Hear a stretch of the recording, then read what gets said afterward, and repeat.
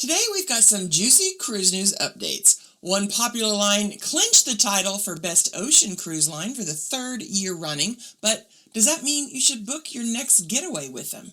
Plus, we dive into why the Utopia of the Seas might not be your paradise if you're a smoker, and we explore whether luxury cruises can keep you safe from onboard outbreaks.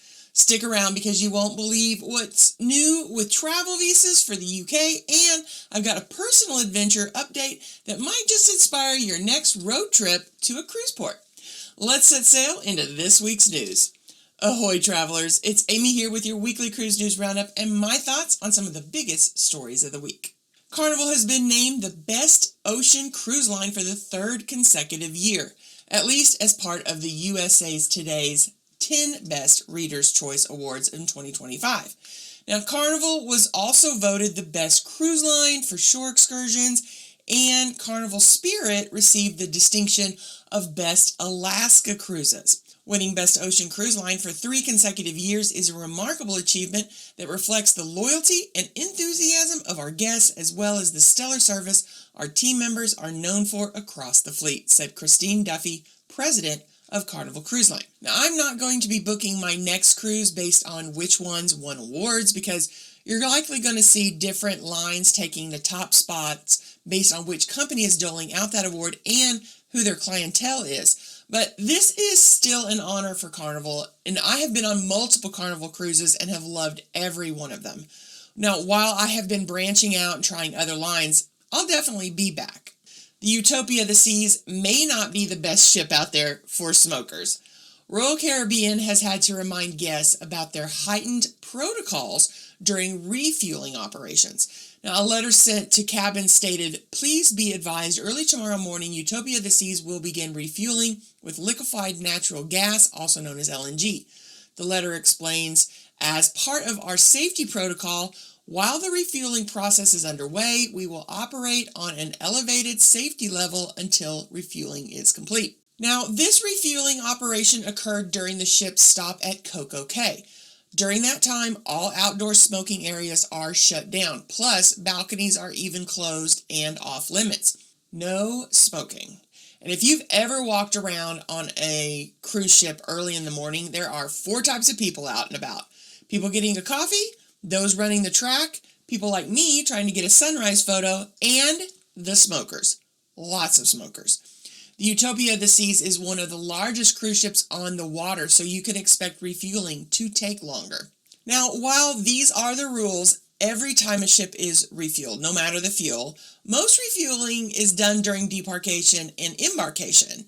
LNG ships have fewer options when it comes to refueling because not every port has the ability to refuel LNG. As liquefied natural gas becomes more popular as a fuel source with cruise lines, more cruise ship home ports will become equipped to refuel LNG vessels during that embarkation period. But for right now, it looks like smokers may not find the Utopia of the Seas their best option, or any other ship that's having to do these refuelings while they're at port.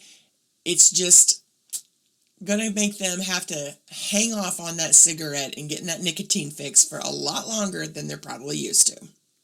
Well, it's starting to look like sailing on a luxury line isn't going to save you from getting caught up in an outbreak on board. So recent outbreaks on Holland America, which is a premier to luxury line, along with Silversea, which is definitely a luxury line, have both had ships with outbreaks on them. The Silver Ray, Silversea's newest cruise ship, is a luxury ship with a guest capacity of just 871, being served by 556 crew members. So that's not a lot of people on a ship. That's less than 2 guests per crew member. That's luxury. So sailing with 681 guests, 38 passengers, and 5 crew members were reported to the CDC with gastrointestinal illness after departing on January 5th. Now, while the ship has already begun extra cleaning and sanitizing, the ship's next embarkation will be delayed by a few hours as the ship undergoes super sanitization while homeported at Port Everglades. Now, the Volendam, that's Holland America, has also had an outbreak with 60 of the 1,369 guests on board, coming down with symptoms of a gastrointestinal illness. Now, that was along with 7 crew members. Now, both of these instances occurred on longer cruises, and those cases that were reported were actually spread out throughout the cruise. So it wasn't like these all happened on the same day. However, the CDC requires lines to report illnesses if more than 3% of the ship's passengers and crew report symptoms. I think this just goes to show that you can get sick on any cruise line, even when you spend $1,000 a day for your cabin. It's also a good reminder to wash your hands a lot. Illnesses like norovirus, which is what is commonly seen on the cruise ships, we don't know if this is what it was. They haven't tested yet, or that information hasn't come out yet at least. It's most likely norovirus. Norovirus is due to people not washing their hands after using the bathroom and spreading germs everywhere. I will once again make the plea that when you eat at the buffet, you need to wash your hands before you go through the line for other people. Then you wash your hands again after touching all those communal serving utensils and before eating your food. Using hand sanitizer is not enough for norovirus. You need to wash with soap and water. And if you have sat there and watched at a buffet, all the people that walk right past that hand washing station, that should really cue you in at how dirty those serving utensils are. So please, I know it takes extra time. Go wash your hands after you get your food and then go back and eat it. I know I forget sometimes. You're busy, it's crazy in there, but try to remember, because that is where most people are probably picking up these gastrointestinal diseases. Well, if you're heading to the UK, expect to pay a little bit more. New electronic visas are required for those heading to the UK, and Carnival is making sure its guests know about it. On his Facebook page, John Heald made sure that guests knew that they would need to get the new ETA before any Carnival cruise leaving from the United Kingdom or going to the United Kingdom. So that included some that were leaving out of Spain and Italy. Now, they've added the information to their website in hopes that no cruiser is going to be caught unaware. So anyone headed to the United Kingdom will need to apply for this electronic travel authorization, which is currently set at £10, which is just a little over $12 per person, and it's expected to take 3 days to process, but it could take longer, so don't wait. I will leave a link to the website in case you need it. We're going to need it next year in 2026, so we're not quite doing it yet, but I'll make sure I'll do it at least a month out. Do not be fooled by some of these con artists who make websites and pay to have them at the top of your Google search. They're not the official government website. These sites will get you the ETA usually, but all they're doing is charging you more money. They're charging like $25, and then they're just going into the official government site, entering all the information that you put on their website, and then having it sent to you. So there's a lot of scam sites out there. Anytime you're looking at one of these government-issued visas or travel authorizations, please make sure you're on the actual government site. Note, you will still need a valid passport. This is in addition to your passport, so don't head off without your passport because I got a visa. That's not how it works. So we are almost off on our next cruising adventure, and I am so excited. This is our first experience on Celebrity, and it's our first experience with a premium cruise line. So most of my cruises have been with Carnival, although I have also sailed on Norwegian and MSC most recently. Mom and I are going to be headed out as usual, but my aunt and uncle will also be joining us. It's around a 19-hour drive to our embarkation port. We're heading to Florida. So we have a hotel part way along the drive. We're going to attempt to drive it straight through on the way back, though. So with 4 adults, 2 of us used to staying up late and driving long hauls, I think we should be able to do it. The long drive is what has kept us from branching out from the Western Caribbean. We usually sail out of New Orleans or Galveston. Even those, New Orleans is a 9-hour drive, Galveston is 11. But those can be done pretty easily in one day.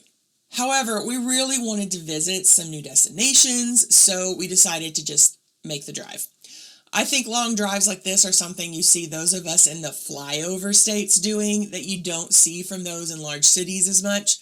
Many of us will choose to drive over the fly no matter how long the trip is.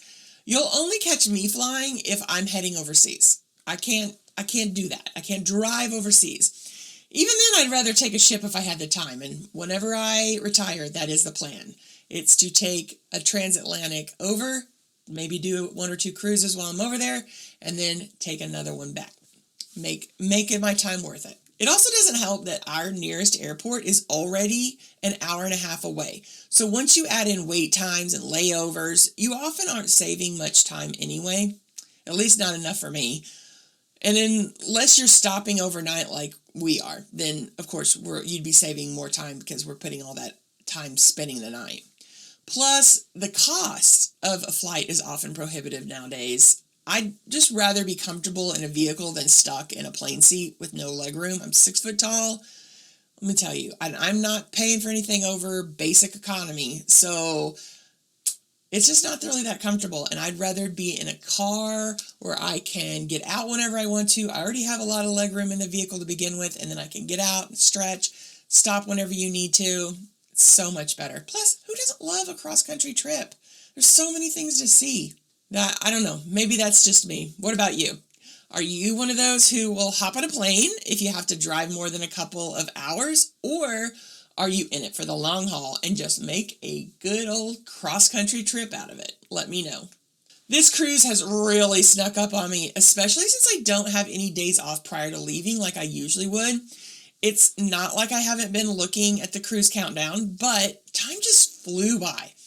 I often try to pre-record some videos and schedule them for when I'm away because I just really don't have time to do like a whole cruise news video while I'm on the ship, or plus, Saturdays are the embarkation debarkation days, so that doesn't really work anyway.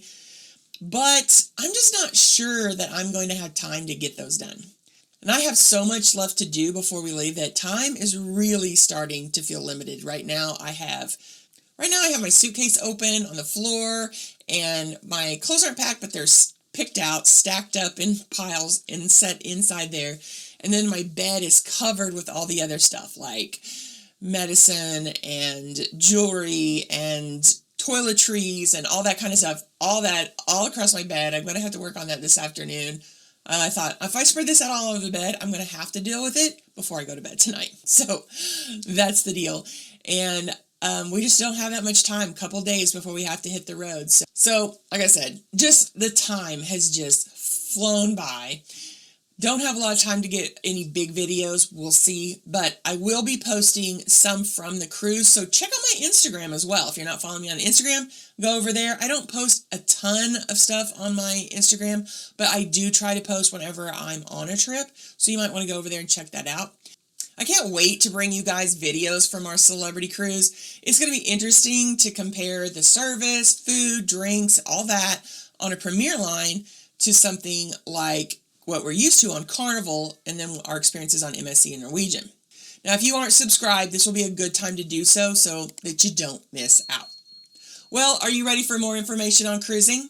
Why not stick around and check out this video, and then come back for more information designed to help you have an amazing cruise. Have a blessed week, everyone.